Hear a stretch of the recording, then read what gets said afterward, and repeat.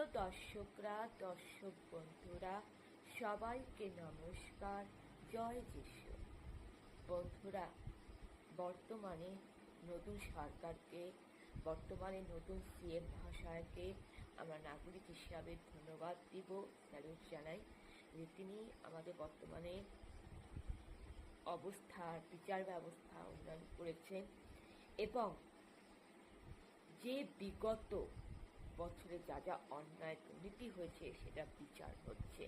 বন্ধুরা, আমরা এমনই সুন্দর পরিবর্তন চেয়েছিলাম যেখানে অপরাধীদের ধরা হবে, যেখানে অপরাধীরা ধরা পড়বে, যেখানে পুলিশের কাজ করবে, সাধারণ মানুষকে পরিষেবা দিবে, যেখানে বিচারের বাণী নিভৃতে কাঁদবে না, মানুষকে আশ্বাস ভরসা যোগাবে। সেটাই কিন্তু হলে কালিয়াগঞ্জের কথা সবার মনে আছে, সেই ছোট্ট মেয়েটি তামান্না খাতুনের কথা। বোমা বিস্ফোরণ দিয়ে সেই বাচ্চা মেয়েটিকে খুন করলো। ওটা ছিল না বোমাবাজির সরকার, ছিল গুন্ডা মাফিয়াদের সরকার ছিল, যেখানে কিনা শিল্প তো নেই, কর্মসংস্থান নেই, বোমা শিল্প বানাতো।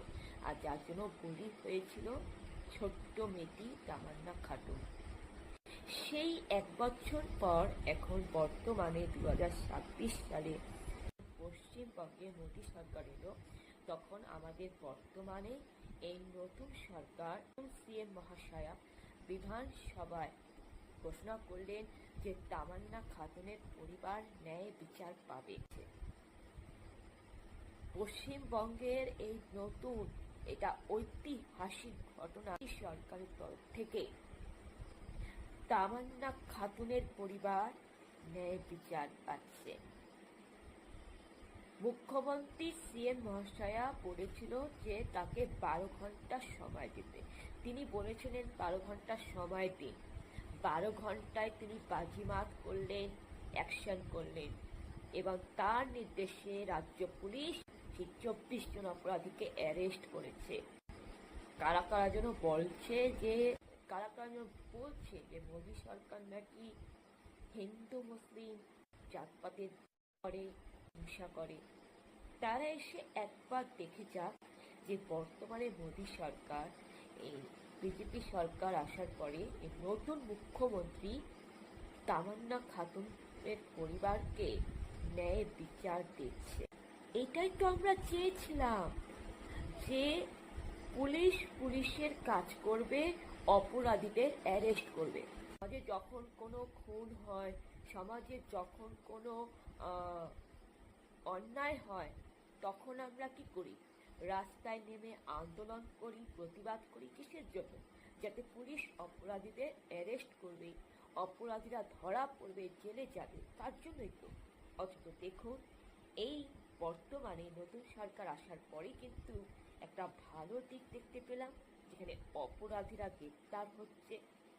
আবার কোথাও কোথাও কি দেখতে পাচ্ছি, যারা বালি চুরি করছে, রেশন চুরি করছে, যারা চাকরি চুরি করছে, যারা সমাজে মাফিয়াগিরি করছে, ফলতা সন্দেশখালী অপরাধীরা, কি দেখতে পাচ্ছি যে পুলিশ তাদের খাকি প্যান্ট, খালি গায়ে হাফ প্যান্ট পরে ঘোরাচ্ছে। এটাই তো হওয়া দরকার ছিল। আচ্ছা, আপনি ফিরে যান তো সেই 34 বছরে সিপিএম সরকারের আমলে। আপনি ফিরে যান তো এই তৃণমূল সরকারের আমলে। 15 বছর অনেক চাকরি চুরি, গরু চুরি হয়েছে, বাড়ি চুরি হয়েছে, রেশন চুরি, মিড ডে মিলের চাল চুরি, মিড ডে মিলে আরশোলা টিকটিকি, মিড ডে মিলের খাবার খেয়ে ছাত্রছাত্রীরা অসুস্থ হয়ে পড়া, কর্মসংস্থানে, বাসে, ট্রেনে, ট্রামে, আরজিকর ঘটনা, কসবা ল কলেজ ঘটনা, হাসকালি, কামুদিনী, এক একটা নারী নির্যাতনের কেস। চাকরি প্রার্থীরা চাকরির জন্য আন্দোলন করতে গিয়ে, অন্যায়ের বিরুদ্ধে প্রতিবাদ করতে গিয়ে, দুর্নীতিবাজ নেতামন্ত্রীদের অন্যায় অনাচারের প্রতিবাদ করতে গিয়ে সে লাঠি পেটা খেত আন্দোলনকারীরা। সেই সিপিএম সরকার বলুন আর তৃণমূল সরকার বলুন, অন্যায়ের প্রতিবাদ করতে গেলে পুলিশ কি করত? প্রতিবাদীদের উল্টা জেলে ধরে নিয়ে যেত। আর অপরাধীদের ভিআইপি সিকিউরিটি দিত। ভাবুন, সাংবাদিকদের গ্রেপ্তার করে নিয়ে যেত। এই তো আর বাংলার সাংবাদিক, রিপাবলিক বাংলার সাংবাদিক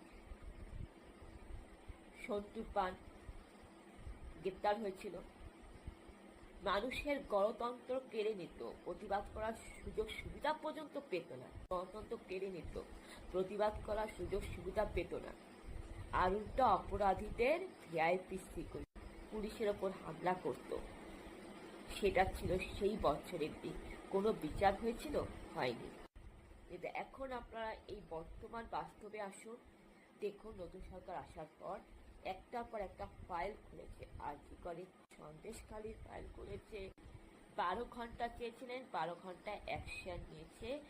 বর্তমানে যিনি মুখ্যমন্ত্রী শুভেন্দু অধিকারী মহাশয়া, তিনি পুলিশ মন্ত্রী। তার নির্দেশে পুলিশ দেখুন অ্যাকশন নিয়েছে, 12-24 জন অপরাধীদের গ্রেপ্তার করেছে। কি করে ফাইলটা খোলার পর সত্যিটা সামনে এসেছে যে কোন রাঘব বোয়ালের মাথা অপরাধীটিকে খুন করেছে। 6 জন অপরাধীদের নাম ধরা পড়েছে। বিরূপাক্ষ বিশ্বাস, অভিক দে, ডক্টর গোলাম আজম, সন্দীপ ঘোষ, প্রাক্তন সরকার, প্রাক্তন পুরাতন মুখ্যমন্ত্রী যিনি স্বাস্থ্যমন্ত্রী ছিল, প্রাক্তন স্বাস্থ্যমন্ত্রী দল কর্মচারী, ভাইপো। তারপরে সন্দীপ ঘোষ, 3 জন পুলিশ অফিসার ধরা পড়েছে। অপরাধী 50 জন, তো 10 জন তো ধরা পড়েছে। নাম জানা গেছে। এই 10 জনকে আগে অ্যারেস্ট করে এদের এনকাউন্টার বন্ধ হোক, এদের ফাঁসি হোক। আরো বাকি 50 জনকে ধরা হবে, বিশ্বাস রাখুন। এখন পুলিশ অপরাধীদের আড়াল করছে না। প্রতিবাদ করতে গিয়ে প্রতিবাদী যাদের গণতন্ত্র, নাগরিকের গণতন্ত্র কেড়ে নিচ্ছে না। নাগরিকের এখন প্রতিবাদ, বাক স্বাধীনতা আছে, মতামত প্রকাশের অধিকার আছে। এটাই তো আমরা চেয়েছিলাম বন্ধুরা। কত ভালো পরিবর্তন, কত ভালো উন্নয়ন হলো। আর কি উন্নয়ন হচ্ছে? এবার মদের দোকান বন্ধ হচ্ছে। স্কুল চত্বরের এলাকার চারপাশে, স্কুলের আশেপাশে এলাকায় মদের দোকান বসবে না, মদ কেনা বেচা হবে না। মন্দির, মসজিদ, চার্চের চারপাশে, একটা ধর্মীয় স্থান, তীর্থস্থানের চারপাশে মদের দোকান বসবে না।